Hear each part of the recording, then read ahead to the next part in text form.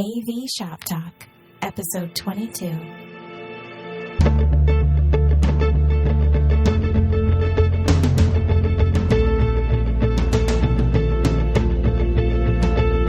Podcasting from Boston, Massachusetts and Denver, Colorado, this is AV Shop Talk, covering the latest trends and emerging technologies in systems integration. This is where the AV pros come to talk shop.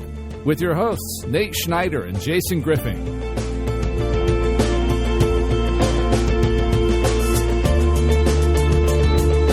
Welcome back to the AV Shop Talk podcast. If you're not already subscribed, we would love to have you.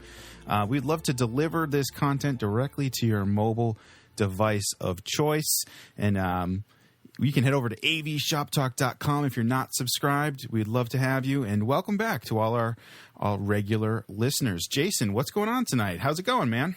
Pretty good, Nate. How are you doing? I'm doing well. The Mac is back functional again. I'm booting to an external hard drive. Yeah.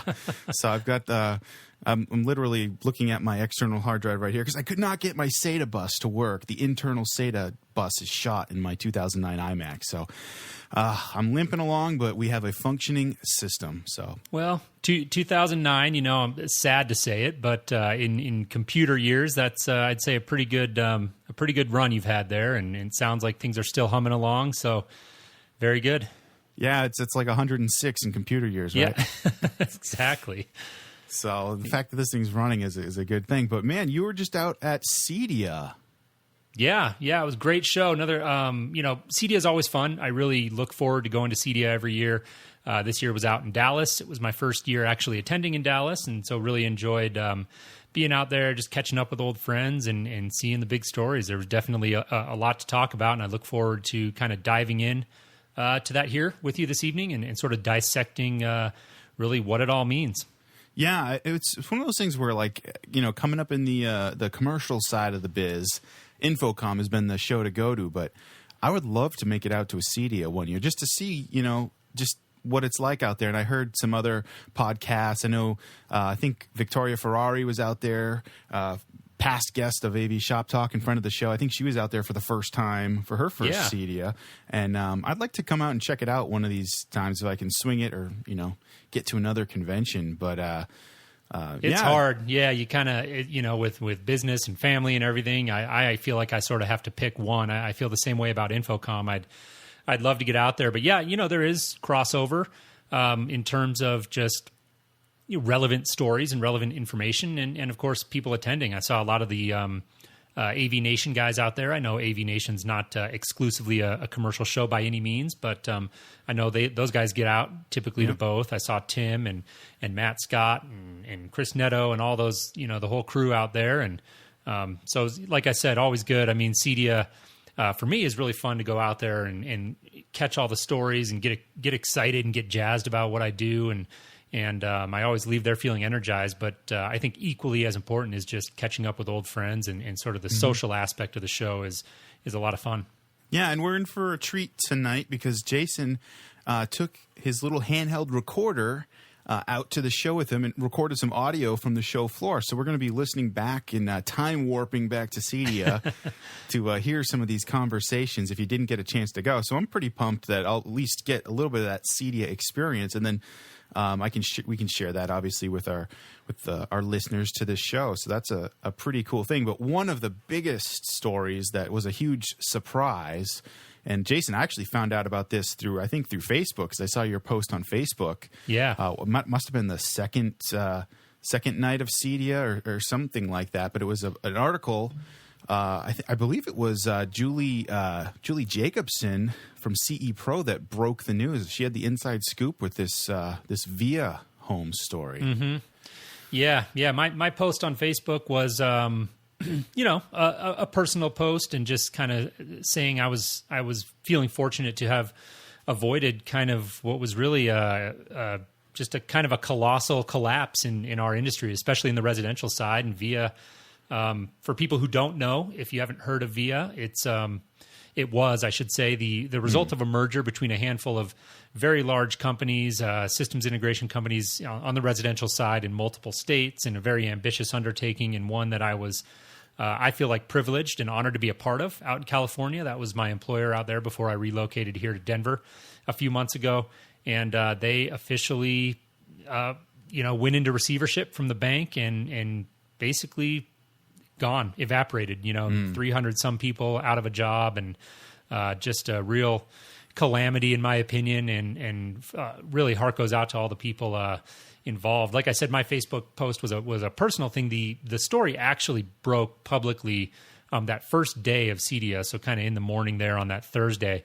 And I actually, just from some acquaintances and friends that I have that worked there, and sort of caught wind that this was imminent a couple days before. So the rumor mill was flying, but of course, out of respect and everything, you want to keep it quiet and wait to see what happens. So to me, it was surprising when I first heard about it. But yeah, by the time the story broke, I was aware that it was coming, and really just heart goes out to those people. And on the bright side of things, I am talking to a handful of my friends who worked out there in Los Angeles, and I guess really by no surprise, a lot of the good people that I know out there have already landed on their feet and are finding new opportunities in the market. So that is a very good thing.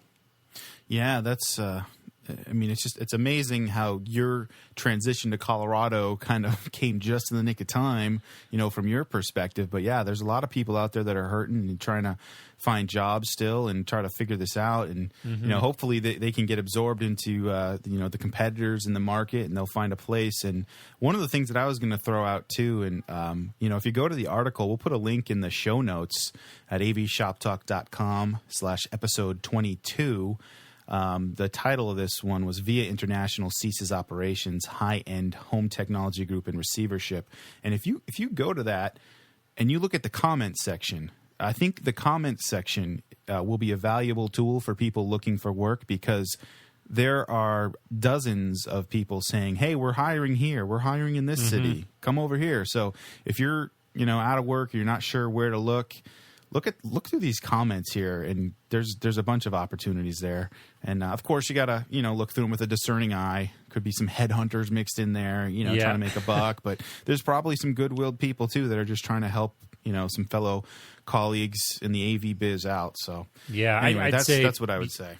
Yeah, no, I think it's a good point. I'm glad you brought up the article and the comments specifically. I've been kind of following, and as the story developed, and thought the dialogue there was really one of the most interesting parts of the article. And glad you brought that up. I think by and large, probably the vast majority of people posting in those comments about opportunities or we're hiring or anything of that nature are, like you said, good-willed people.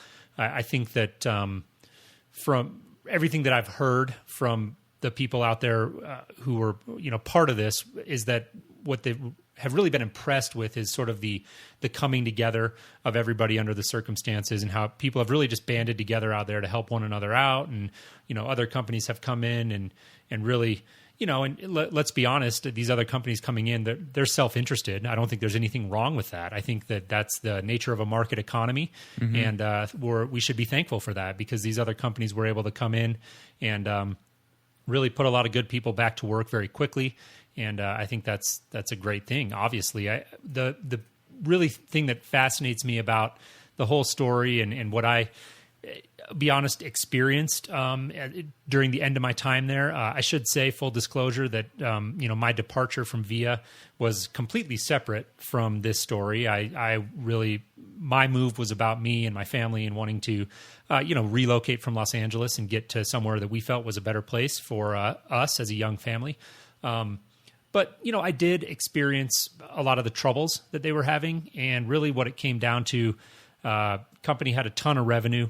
I think $75 million was what I heard one year. So that's a lot. In the residential side of the business, we're talking about the vast majority of companies are small, doing, I don't know, I don't have the stats to back this up, but I'd guess probably under 5 million, 2 million, somewhere in that range. So this was they were on the CE Pro top 100, I think even in the top 5 or something like that, right? Yeah. I believe they were right up there, top 5 for sure. I don't remember. I think it might have been number 3 behind a couple of, very large kind of national brands. But, the challenge really came down to cash flow and sort of managing this business at that scale. And I think that's a really interesting conversation, and it's one that I'm kind of looking into exploring a little bit further in terms of the challenges associated with scaling a business like ours. And I think it's an interesting contrast because you do see it, a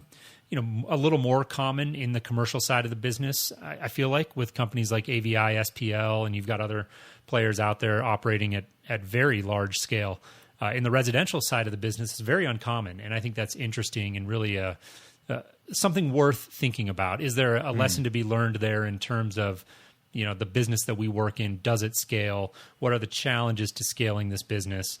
And, how do we go about approaching that? What are the, big picture kind of business lessons that we can take away from this? And to me, that's really the most interesting aspect of the story, in addition to, what we've already talked about in terms of people banding together and being able to kind of get back on their feet pretty quickly. Yeah, there's a lot you can talk about with this. I mean, scaling things in the home automation and home theater and that whole segment of the market or the industry, it's an unconquerable beast. It would seem that it just can't be done. Like in the commercial world, there's big mergers that have happened, and there's been painful ones, and there's been ones that have seemed to work out, and it's even the commercial side. It's hard to do too. It's a challenge. I don't know of any company that have gone through a huge merger and it's just been like, smooth sailing, no problems at all. You know what I mean? Of course. It's hard to do, and integration is, it's probably more difficult than a lot of other businesses that can merge and do okay too. So. Yeah, I would definitely say so. There's just a lot of nuance involved with every single project that we do, and they're all different, and they're all unique and different dynamic with clients and builders and architects, and there's so many moving parts that I think there's a reason why we haven't seen a lot of successful roll-ups and mergers in particularly in the residential side of the business. But really, this I want to get into CEDIA here, but obviously this was really, interestingly, one of the big stories to come out of CEDIA. I mean, just the sort of the irony of when the story broke and having it become public knowledge on that very first day of CEDIA was really created an interesting dynamic, especially for me as somebody who used to work there and running into a lot of old friends and colleagues and people who knew that I used to work there. It definitely put a different sort of dynamic on the show in terms of a lot of the conversations that I got involved in were really about just what we've been talking about and the challenges involved with, running a systems integration business in today's market and how do we go about doing that. And so it really, it to a certain extent colored the show for me in good ways and bad. And so to me, it was one of the, even though it wasn't a true kind of quote unquote CEDIA story, it really was probably the biggest story for me to come out of that week was, this incident. So interesting conversation and definitely once again, just to kind of put a bullet point on it, thoughts going out to all the people that were affected by it and really wishing them the best. And if there's anything that, I could do or Nate could do, never hesitate to reach out. We do have an audience here and people that we could, be happy to put you in touch with. So you could certainly feel free to reach out to me, shoot me an email. Probably easiest way to do that would be jason@avshoptalk.com and let us know how we can help. Yeah, if there's any way you think we can help you out, we'd be happy to do that. I'm at Nate at avshoptalk.com. So feel free to reach out. We'd love to hear from you. And we hope you're able to land on your feet and find something soon. So, all right. Well, with that, why don't we get into some of the coverage on the show floor, Jason? Where should we start here? Well, yeah, lots to cover. I think that really every year when I go into CEDIA or any big trade show, it's really about trying to kind of cut through the noise. I mean, they're such large trade shows, and I don't know about you, Nate, but every time I leave a trade show, I never really felt like I got to see enough or that I did enough, even though I'm there and I'm just hustling the whole time and trying to take it all in. It's just one of those things. You leave and you're always like, I wish I would have had maybe just a couple more hours. And CEDIA this year was definitely no exception to that rule for me. But I really tried to go into it focusing this year on a few key themes, being a systems integrator, being a business development guy, and trying to look at CEDIA through that lens, right? And figuring out, okay, what are the relevant kind of vendors and stories that I need to be looking at in order to help me become a better integrator, help my business become a better business. And, I'm happy to say that I saw a lot of stuff at the show that I really took a lot away from. So I had a great time once again and learned a lot. Yeah, one of the things, I'm by the way, I totally get what you mean. It's overwhelming to be around so much information, and you feel like you just can't absorb it all. You can't be in multiple places at once. And I think listening to podcasts, and thankfully there's a number of podcasts in the Pro AV and systems integration world now, with the growth of the podcasting world and podcasting community. So you can go back and listen to people's perspectives. And I think that's a huge, huge benefit, because you can't always be everywhere at once and you can't attend every show, but you can still kind of get the experience of what somebody else went through. Now, I can tell you, if I was there, I would have booked some listening demos. I know listening demos, on show floors and even in these, rooms off to the side aren't always the best listening environments, but I would have loved to hear, Dolby Atmos, Oro 3D, DTS-X. I would have loved to hear some original content in those formats and just kind of, do kind of like an A/B comparison. Did you get to any listening demos while you were out there? I didn't do very many of them. I did do the James loudspeaker one. We're a James dealer, so that was one that we wanted to sit in on. But honestly, I didn't. I was more looking at things through kind of the business and software angle, and looking at control solutions and video and HDMI and a lot of these other things that sort of took precedent for me. But definitely there was no shortage of them. That was a huge theme I saw everywhere this year, and I think one that integrators should absolutely be paying attention to, and that's, you alluded to it, Dolby Atmos, Oro 3D, DTS-X, 3D audio, immersive audio, whatever you refer to it as, was everywhere. Every speaker manufacturer was showing it. Every AV receiver company was talking about it. So it was definitely a big theme that you saw a lot of at CEDIA this year, if you were there, and certainly one that I'll be paying a lot of attention to, between now and next year. Yeah, so if any of our listeners out there went to CEDIA and heard something that knocked their socks off, I want to hear about it. Let me know. Let me know if you heard something that knocked your socks off. I'd be very interested to hear, what you thought was good or maybe didn't live up to your expectations. That'd be kind of neat. So yeah, reach out to us at AV Shop Talk on Twitter, or look us up on Facebook or whatever. But I'd love to hear specifically what knocked your socks off from CEDIA. Yeah, definitely. I think, like I alluded to, I was there, focused a little bit more this year on kind of the business aspect, and there's a lot of different, different pieces to that puzzle.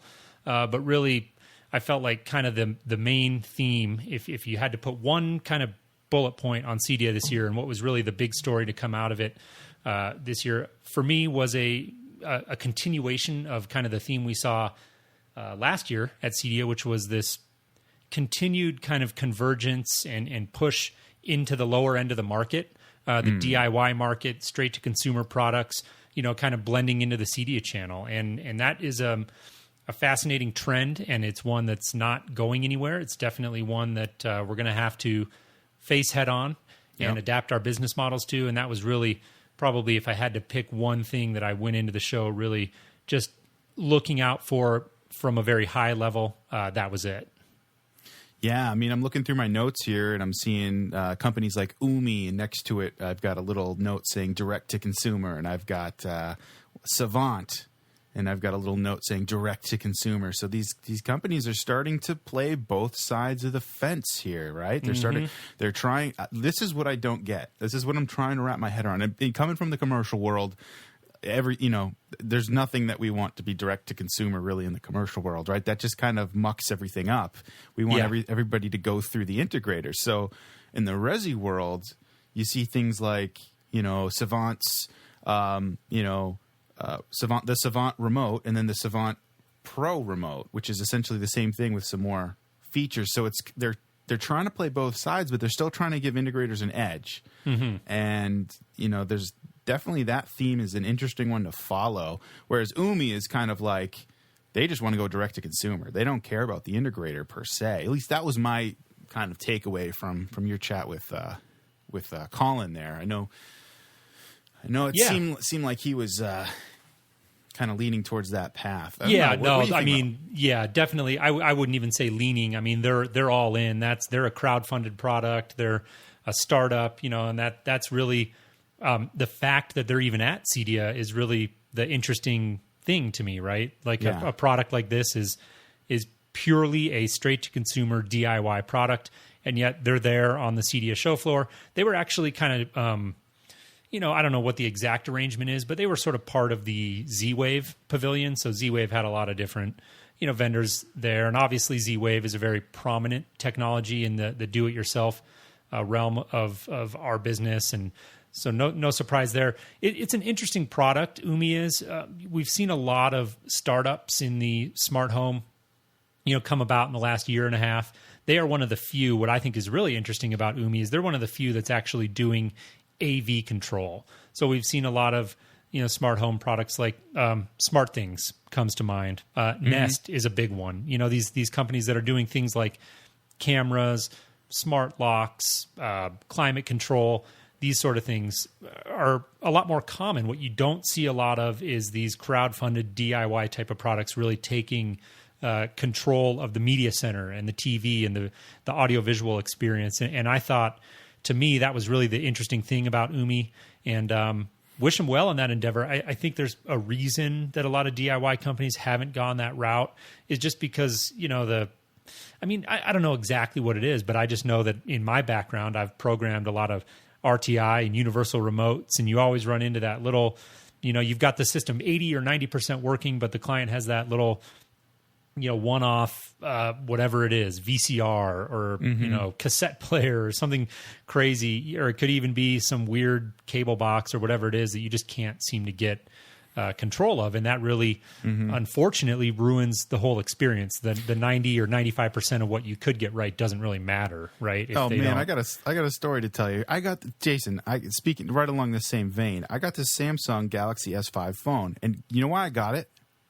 Why? Let me tell you why. I got it because it had an IR blaster built into it, and I thought, how cool! That was one of the main reasons. It had an IR blaster built into the phone, and it can do front-facing and rear-facing video at the same time, which is pretty cool for like a little picture-in-picture effect. But basically, I wanted this thing so I could use my phone as my remote. I thought, that'd be the poor man's, home automation system. Like this will be great for me to just tinker around with.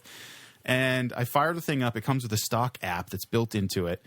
And I fired that app up to control my TV, and I'm switching channels, and I'm like, okay, let me type in I've got an RCA stereo receiver that I bought when I went to college, and the thing still works. I could not get the code to control the volume on my RCA stereo, man. And I'm just like, frustrating. Oh, it's so cool. I can see it, over the air TV programming. I can do all this cool stuff. I can set notifications to tell me when I can do all kinds of cool stuff, but I couldn't control the volume. And it's I imagine that's the type of stuff when you do start to get into these lower end do-it-yourself type things. Those are the type of frustrations you get into. Well, and that's really it's a very important point, because it as an integrator, we're increasingly going to be in situations where we have to sell against solutions like Umi.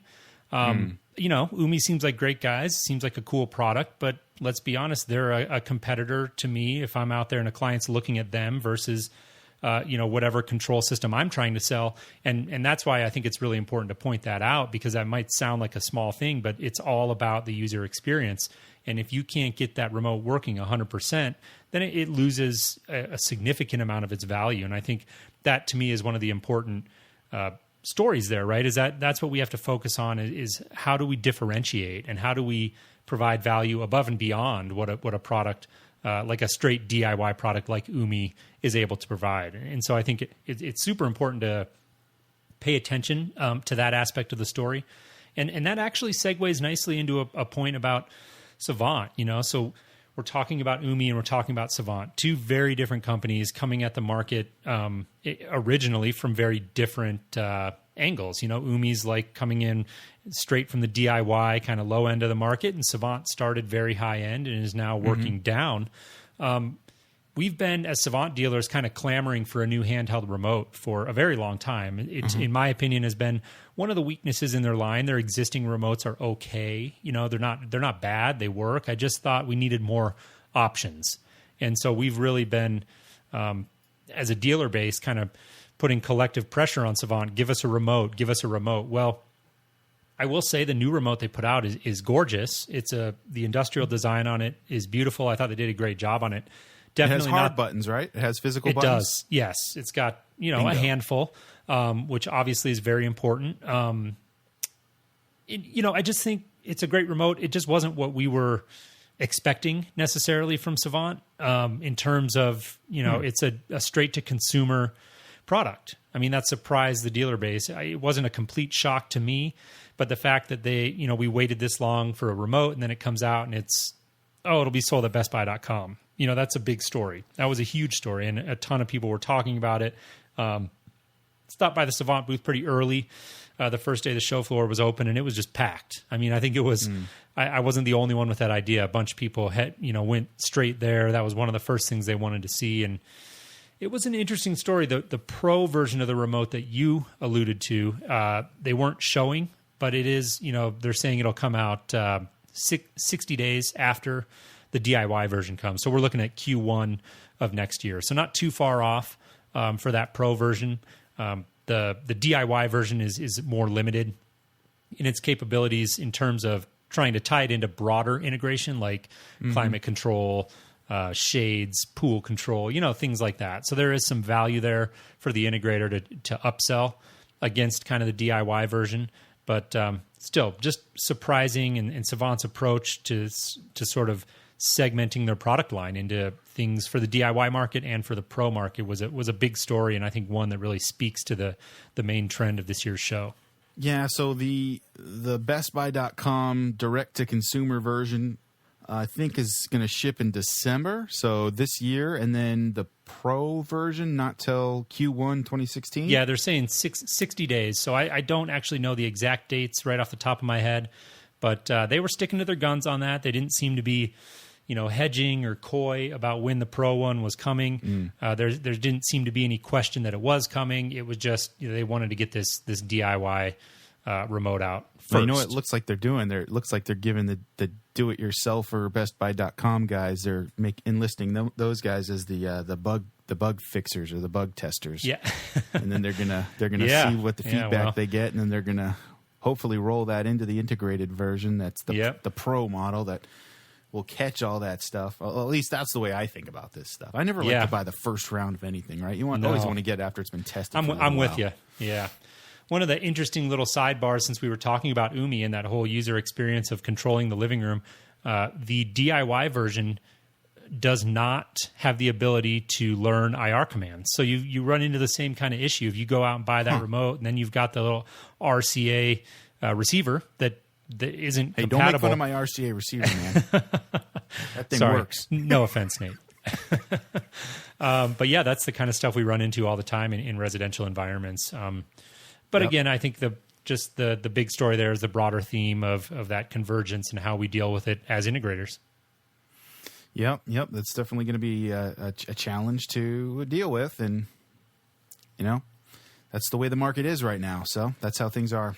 Yeah, it's just the reality of it. I think what we really got to do, and we've talked about it a lot on this show, and it's a hot topic in the industry, is really look more towards kind of service-based pricing, and recurring monthly revenue, I think, is crucial. We did a whole episode on it, and a series of videos that you can check out on our YouTube channel, and we'll include some link, some backlinks pointing to that if you're interested in learning about it. But it was all about recurring monthly revenue, managed services. Where do these fit in to the systems integrator business models, particularly in the residential side of the business, was kind of the angle that we were looking at that story from, and that was another one that I was paying quite a bit of attention to out on the show floor this year.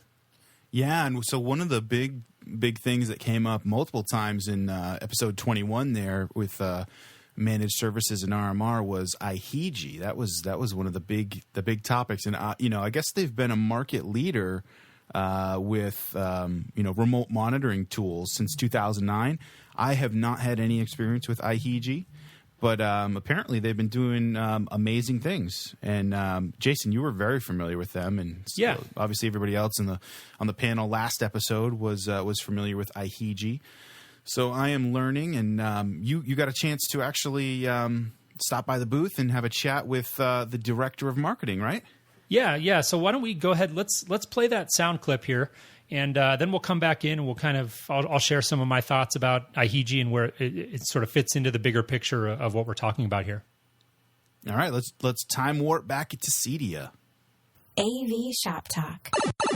I am here with Steve Muccini of Ieg. Steve, how are you? I'm doing well. How are you doing? Awesome. Doing great. Welcome to Dallas. We're excited to get the show started here. We are very excited here as well. Ieg, a lot of integrators know very well since 2009, has been the market leader for remote network management tools, assisting integrators to do a few things. Number one, help reduce the number of truck rolls they have to make out to client sites, which of course reduce costs pretty dramatically. Number two, they use the Envision tools to basically delight their customers by preempting support calls before the customer even has to see a problem. And then finally, a lot of our dealers are using the Ieg Envision remote network management tools to create an RMR, recurring revenue, monthly revenue for the service. Yeah, and we're big believers in that, in RMR and the value of service-based pricing, and we really see that as the future of the industry. So we were excited to come here and talk to you. I know you guys are showing a new piece here at CEDIA. Why don't you give our listeners a quick kind of overview of what you guys are Absolutely. showing here? As I mentioned with Envision, a lot of our dealers use the tools for different reasons, but many of them would like to charge for a service and make a good margin with a service, but they don't have the systems in place to do that. Whether it's tracking individual clients, tracking sites, setting up service plans, and especially creating a recurring monthly revenue billing process, which is very complicated.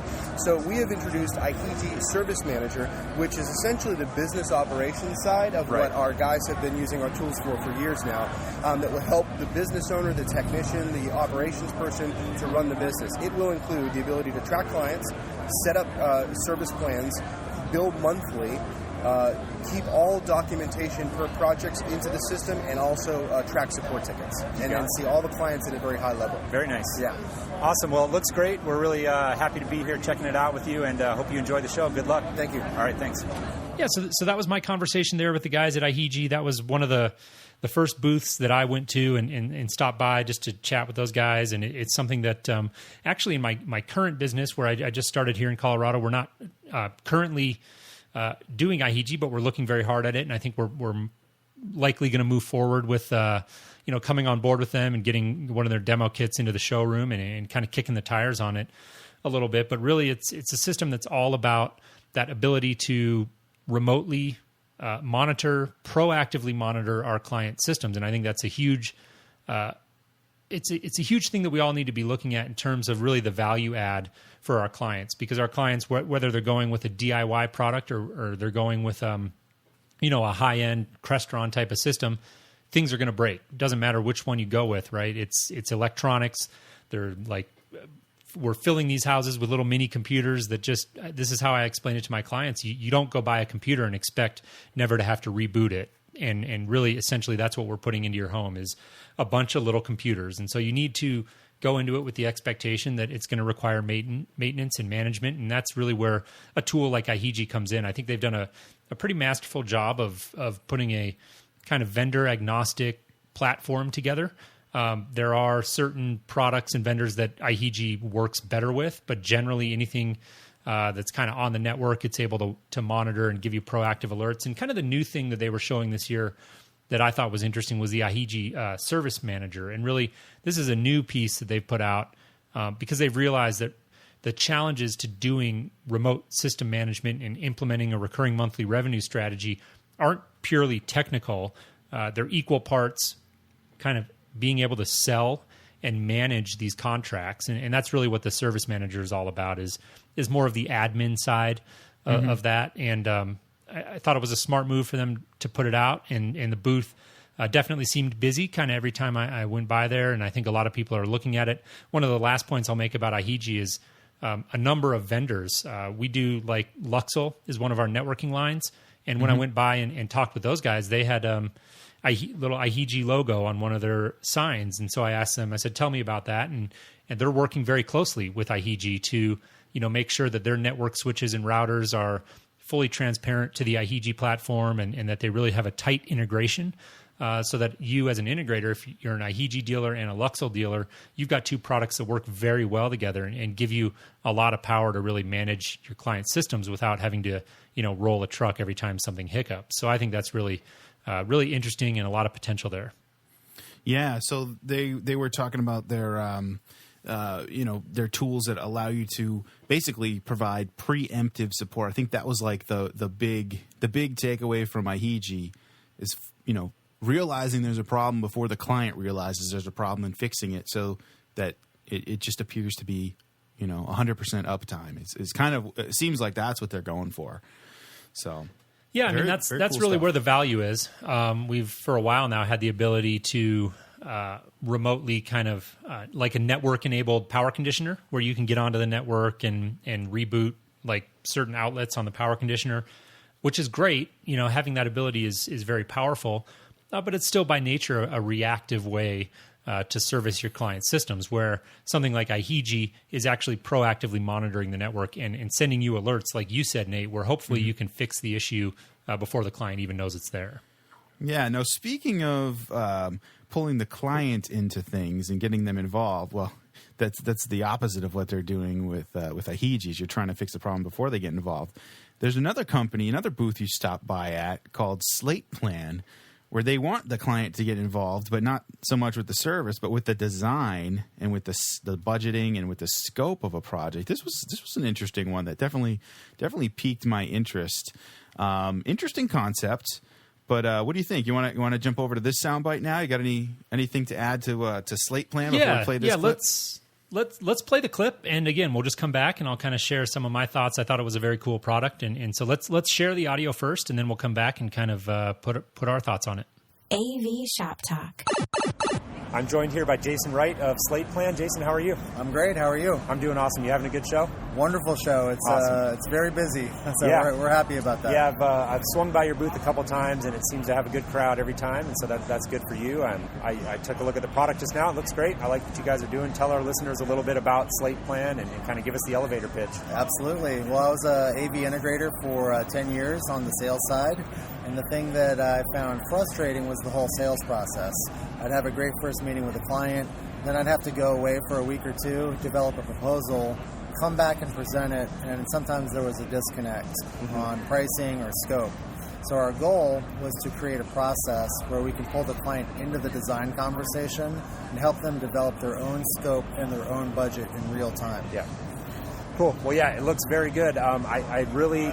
I think the real value proposition for integrators, for guys like me, is, again, kind of breaking that cycle of doing endless design revisions and not getting paid for our design time, and anything that we can do to kind of speed that process up and expedite it, I think is really helpful. So just kind of speak to that and give us your thoughts on how the industry is sort of evolving and hopefully maturing and becoming more of a process-driven kind of business. Absolutely. I think a lot of the clients that we work with in our technology consulting business, they've been through this process a lot of times, and they want a way to kind of quickly get to the point and figure out what they want to do in their homes and what the price associated with that is. So that was kind of the impetus behind developing the softwares. Give them the tools to select what they want and find their own budget, and then let us go away with a check and a well-defined scope and budget and design the thing. Awesome. Well, thank you for a few minutes of your time, and good luck with the rest of the show. Great. Thank you very much. So, okay, Jason, I love the focus on the process and improving, the sales and design workflow to try to make sure, the sales quotes and the scope of work is kind of in cahoots with, the client's expectations and the design. And I think that's definitely a noble area to conquer. But I think part of it scares me to death because I'm coming from the commercial side of things and I live in the details. If something changes last minute, that leads to major pain and rework on my part. If I've already got the CAD drawings done, I've got the parts list done, I've got the cable pull done, and then something changes that seems small, but wait a minute, that impacts 10 pages in the drawing package. That impacts the parts list. Oh, we can't use that. That doesn't work with this anymore. Now we need a rack shelf to put this here. And it's just like a domino effect. Oh, yeah. And it just drives me nuts. So I guess my big question is, if this is so flexible and client-driven and they're collaborating, when is it set in stone? When is it locked down? That would be my big concern. It's residential, so the answer to that question is never. Oh, and this is why I don't work in residential. I couldn't do it, man. It's tough. Yeah, no, it's a great point, but I think my response and presumably the guys at Slate Plan would respond to that sort of question by saying that you're exactly right. And our business is so detail driven, and one little change in the design or something that at least seems like a little change to the client can really just snowball into affecting, 5, 6, 7 other things that you then have to go through. And now it costs $7,000 more. Yeah. The cost goes up by $7,000. Half of your documentation is now, out of date and needs updating before it can be reissued. And so little things like that happen all the time. But I think that if anything, it speaks to the value of something like Slate Plan, because really what they're trying to do, and I think this is an important, tool or way to think about the sales process that more of us on the residential side need to embrace. And that's sort of, let's separate kind of the initial sales and the initial budgeting of a system from the true engineering and design. Because what happens a lot of times, and Nate, you can tell me, and this could make for an interesting, entire episode conversation about how the sales and design process differs from commercial to residential. But in the residential side, what happens a lot is that we're getting called out to look at a job, and we're bidding against 2 or 3 other integrators in the market. And oftentimes we have no idea how serious the client is. We're not given really a firm specification from the builder or the architect, so we're kind of stabbing in the dark. We're sort of guessing at what they might want. Maybe we've had a chance to sit down with the client. Most likely we haven't. And these are all challenges that we deal with on the residential side in the sales process. And so then we end up going back to a system like D-Tools or whatever sort of proposal software you're using. And really you're going in there and what you're doing is actually engineering a system, when what would be more ideal is if you could quickly generate, kind of a budget, right, to eliminate or get rid of some of the tire kickers or people who are just sort of shopping around for the lowest price, and eliminate a lot of those free, like I alluded to in that conversation there, these endless design revisions that we're doing and never getting paid for. And so a tool like Slate Plan is really about, streamlining that sales process, giving you the ability to engage a client in that initial design and get their feedback in real time, so they can see kind of what the decisions they're making, how those decisions affect the budget, and then really, either the client's interested or they're not. And I think that, a tool like Slate Plan, it's beautifully done. They did a tremendous job on the software. I really was very impressed with the interface and thought they did a great job there. The pricing was, in my opinion, steep. It's like $495 a month, I think, is what they're shooting for. So, $500 a month is a lot of money to ask from, a small residential integration firm.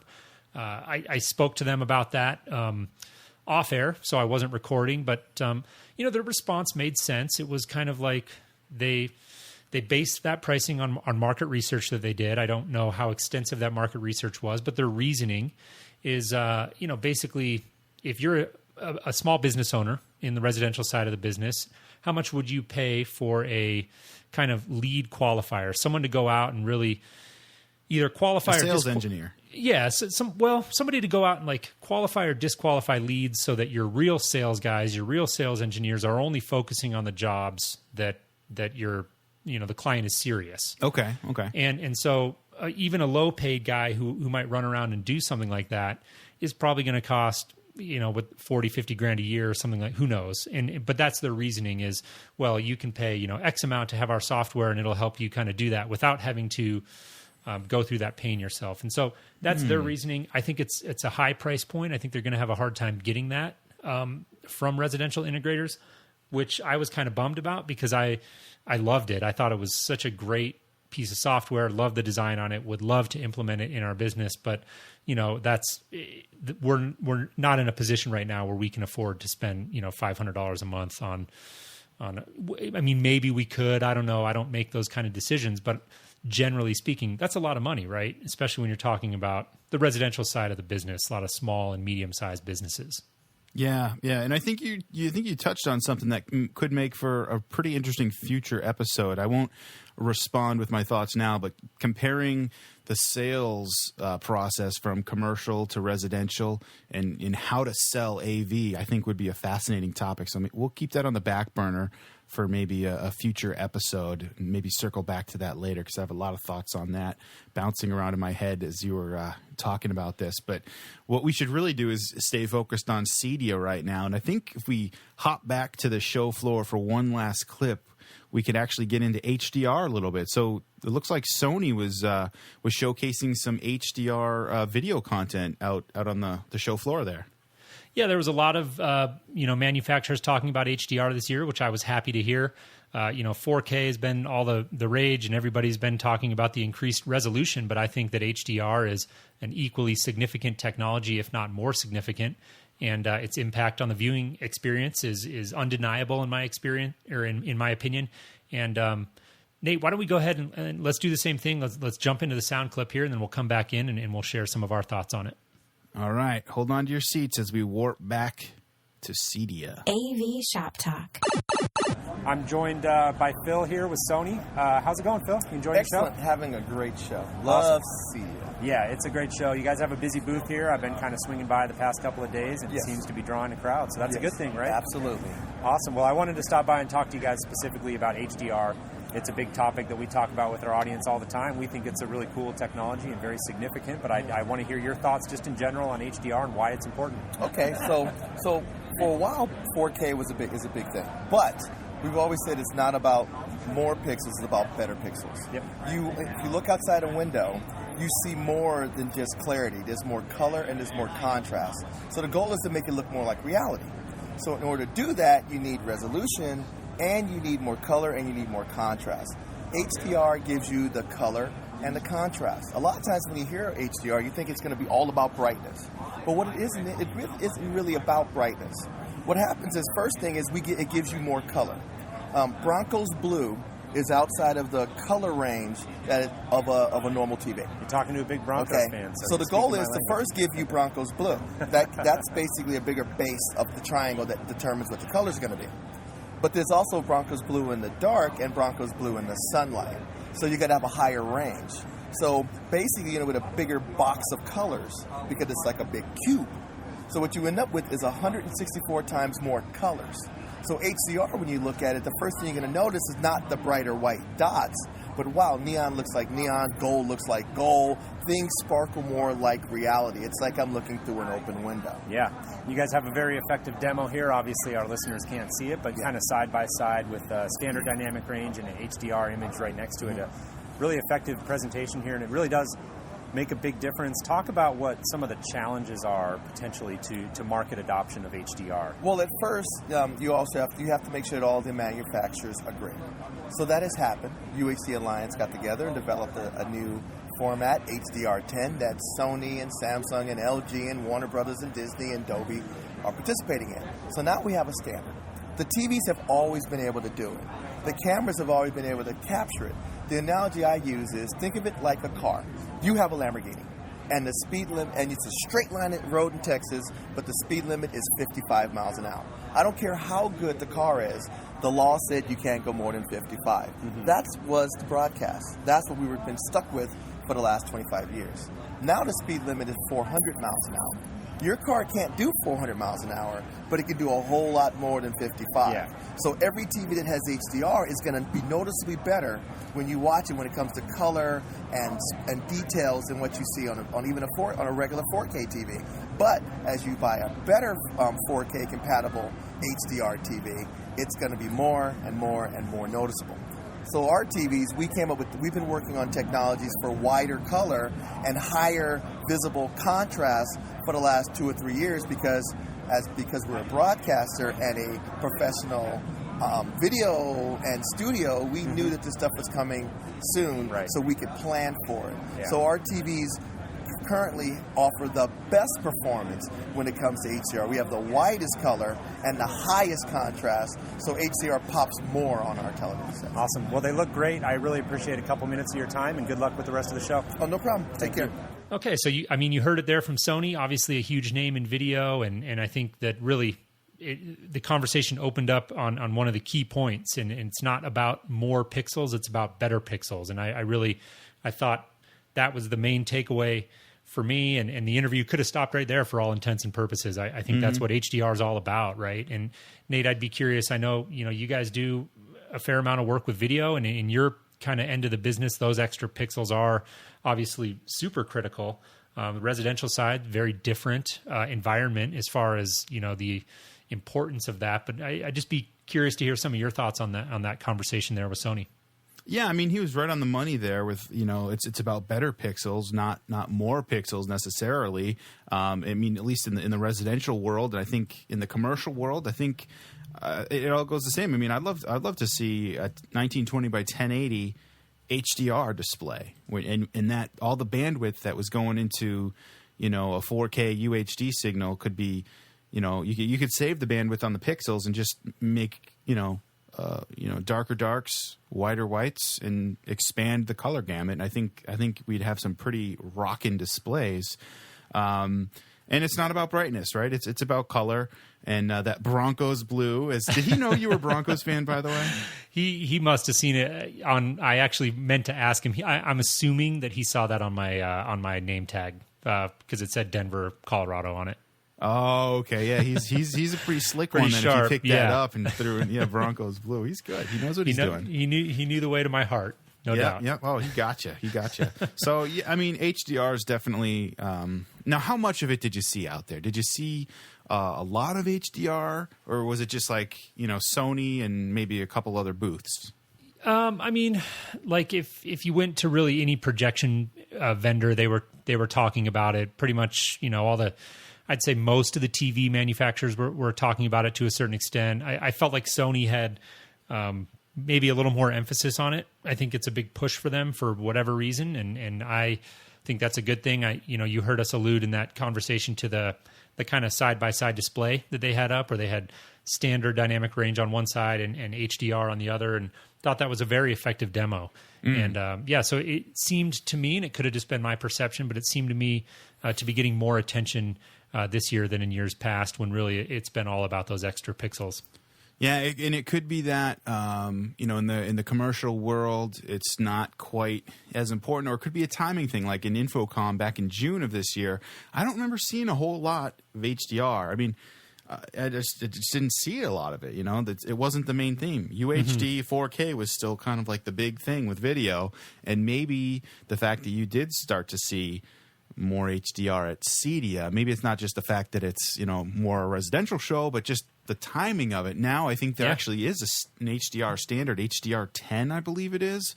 And I don't know if it's completely ratified, but I've just heard that there is some sort of standard beginning to be formed there. Yeah, no, I mean, you're exactly right. Now, I'll be interested to see, like you said, if it is a timing thing. And I don't know if, Nate, are you planning to go to Infocom this year? I'm hoping to. I mean, I don't have any official. I guess it's a little ways out. Yeah, I don't have any official word on that yet, but I'm hoping to be there. Yeah.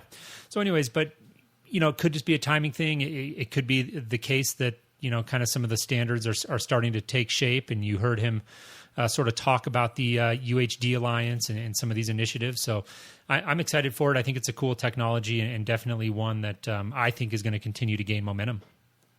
Great. Well, let's. We're kind of coming up to the end of our time here tonight. It's been a good chat, but we'll definitely be keeping our eye out on HDR and seeing what happens and what standards are developed in the works, and what manufacturers get on board. Right? Because you just if every company's got their own flavor of HDR, it's a step in the right direction, but it doesn't move the ball forward all that much until we've got a universal standard that everybody can play nice together. You know what I mean? Right. So. Yeah, well, like you said, we are kind of running up against our time. Wanted to touch just very briefly on, some of the bigger players. We talked about Savant already kind of extensively, so we won't go too much into them, and we're not going to get real specific on product announcements because really, the players, the Crestrons and the Control4s of the world, plenty of coverage on them. And if you're curious to know what they were showing at CEDIA, there's certainly no shortage of information out there. What I thought was interesting was just to kind of compare and contrast, and I think this is a good way to close the show, is to talk about the different kind of messaging that I was getting from all of the big players, and Savant, like we talked about already, is sort of segmenting their line and in theory at least, or what they're telling us is, well, we're hoping to put out these DIY products and then drive business kind of up the pipeline to you guys as integrators because these clients are going to want to upgrade. That's their theory at least. We'll see how that works. Control4, really, the messaging I got from them was kind of steady and stay the course. And I had the opportunity to sit down with Martin Plain, I think is how you pronounce it, the CEO of Control4. We sat down and chatted for a good while, myself and George, the owner of the company I work for, and really intelligent guy. It was the first time I kind of had a chance to get a feel for him and learn what he's all about and what Control4 is really looking to do. And the messaging I got from them was really, we've been here for 10 years, we're not going anywhere, and confidence was kind of what I heard from him. And that's an interesting story because they're a public company now, so there's an interesting dynamic to that. And then really, the interesting thing about Crestron, I thought was a lot of the messaging I heard this year from them was, well, we are the luxury brand. We are the brand for the luxury integrator, the custom brand. They're really seeming to be hammering home that message, which I thought was kind of interesting because last year we saw Crestron Ping from them, which very clearly to me looked like a down market type of offering. And they're sort of repositioning that product now and saying, well, Ping is, it could be a standalone system for an entry-level client, but really it's more of a tool. And they're stressing the fact that Ping is kind of, it runs on all the same hardware that a high-end Crestron system does. And really it's, they're kind of shifting that messaging a little bit to say that it's more of a tool for like your lower level or lesser paid employees to be able to go out and do some of the basic like remedial configuration on a Crestron system, which I thought was very interesting. So it's always interesting when you go to these shows to see how really the big players are positioning and branding themselves, and this year was no exception to that. Yeah, good looking out there. It's that is a big thing to pay attention to. How are the brands positioning themselves? What are the messages?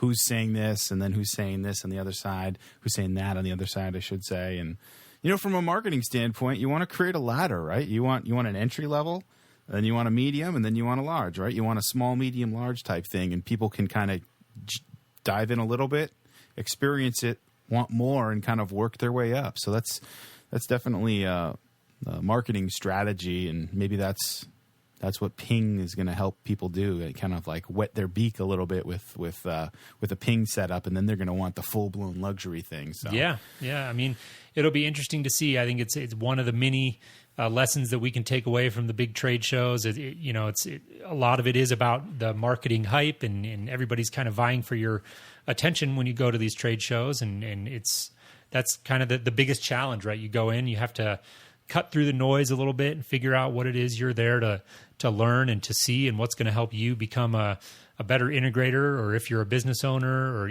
whatever it is, what's your angle, and what are the key takeaways, and hopefully we were able to share some of that on this episode with some of the people who weren't able to attend the show. I'm sure a fair number of you listening were probably there in attendance, and if you had thoughts to share with us about what you saw on the show floor or what you thought was interesting, we'd love to hear from you. And you can, probably the best way to do that would be on Twitter at AV Shop Talk. But again, hopefully, especially for the people that were not able to attend CEDIA this year, I know there's been a lot of coverage on it, and hopefully we were able to kind of bring a different and unique perspective to the show and kind of sum it up for you in a way that makes sense and helps you kind of cut through all the post-show coverage. Yeah, we hope you enjoyed this CEDIA 2015 wrap-up, and we'll talk shop with you in the next episode of AV Shop Talk.